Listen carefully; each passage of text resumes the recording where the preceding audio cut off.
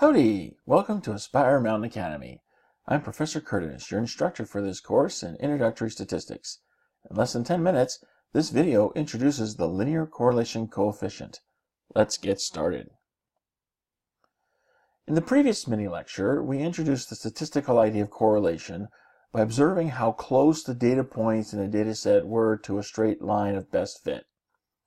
The closer all the data points were to that line of best fit, the stronger the correlation. But that was a subjective assessment, which raised this question.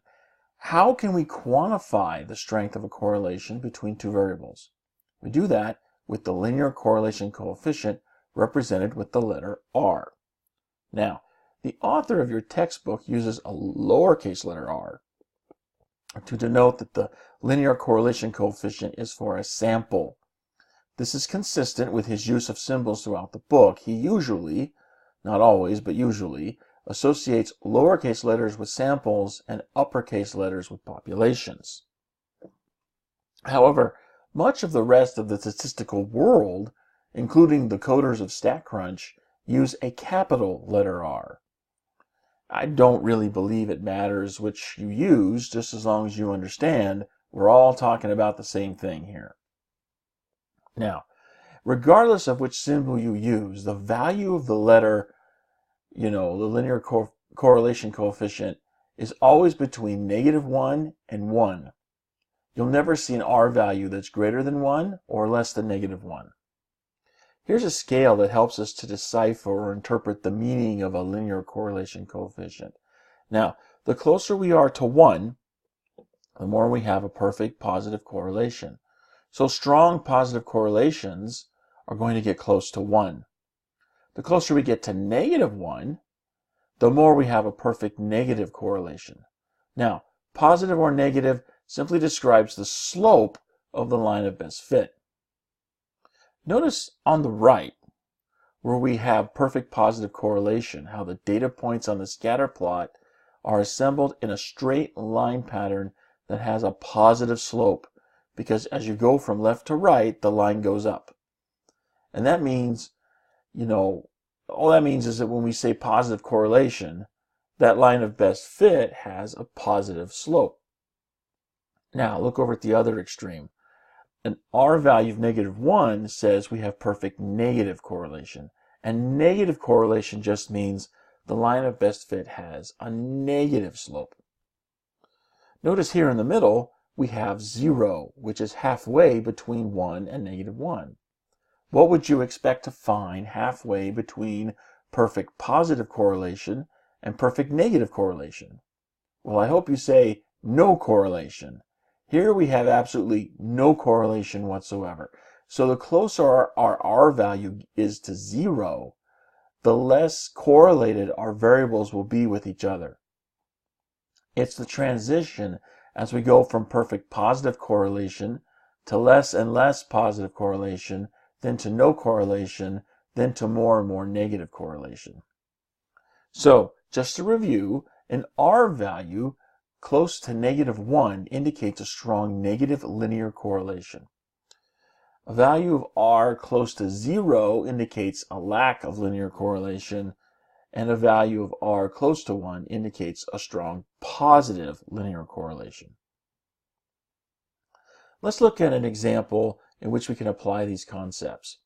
Law enforcement has always been interested in knowing how to estimate the height of a suspect by measuring the length of shoe prints left on a crime scene. If you ask witnesses how tall a suspect is, you're going to get a variety of different answers because people's memories are all over the map when they're asked to remember something like a crime being committed or the scene of an accident. Being able to get some more objective help would be, helpful. So let's say there's a junior member of the forensics team who measures the shoe print length and height of 10 of his law enforcement associates. Here's the data that was collected. You can see here the 10 shoe print lengths along with the corresponding height. This is an example of paired data because for every value of shoe print length, there is a unique value of height. That is to say, one value of height that is uniquely tied to or associated with one shoe print length value. Now, let's see what you remember from previous mini lectures. What's the first thing you should do when analyzing a data set with two variables?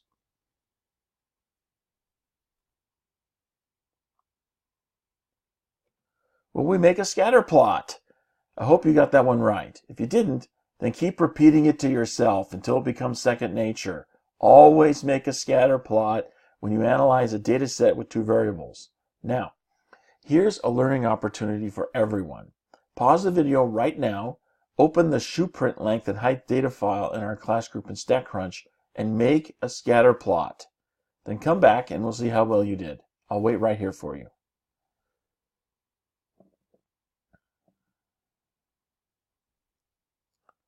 Well, I hope your scatter plot looks something like this. If not, go back and review the mini lecture on how to make scatter plots. So here we see our 10 data points. Do they suggest any correlation? What pattern do we see in this plotted data? Well, we don't really see much of a pattern. It could be more of a straight line if we didn't have, say, these 2 points up at top, and then the straight line would be somewhere through here. But that's the data, and so that's what we have to live with. Now, what do you suppose the linear correlation coefficient will tell us? Well, let's find out. Often what we'll do is use a statistical software package like StatCrunch to calculate the value of R. This is the glory of living in the 21st century. We get to let technology do all the hard work for us. I can remember when I was in college, I did this stuff the old school way, by hand calculation. Oh, was it painful. So you should feel fortunate that you live in the 21st century where you don't have to do that. Of course, we'll be talking more in a future mini lecture how R is calculated, so if for whatever masochistic reasoning you just really do want to go old school with this, I'll teach you how to do that. But for right now, let's just enjoy the glory of being in the 21st century and use technology. When we use StatCrunch to calculate R, this is what we get. There's a whole bunch of information here, but our R value is located right here.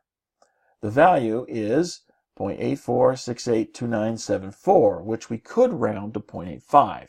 Now, do you remember the scale we saw earlier? What type of correlation, if any, does this value indicate? I'll give you a moment to respond.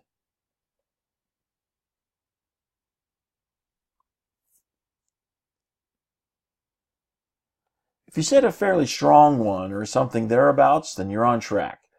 Look at the value 0.85. It's not far removed from 1, and it's certainly a lot closer to 1 than it is to 0. So we could say that's an indication of a fairly strong correlation. However, as we'll see in the next mini lecture, there's actually a more objective means of indicating a correlation between two variables.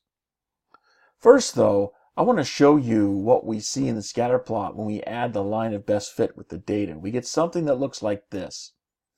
Notice that 0.85 means that our data points are somewhat close to the line of best fit.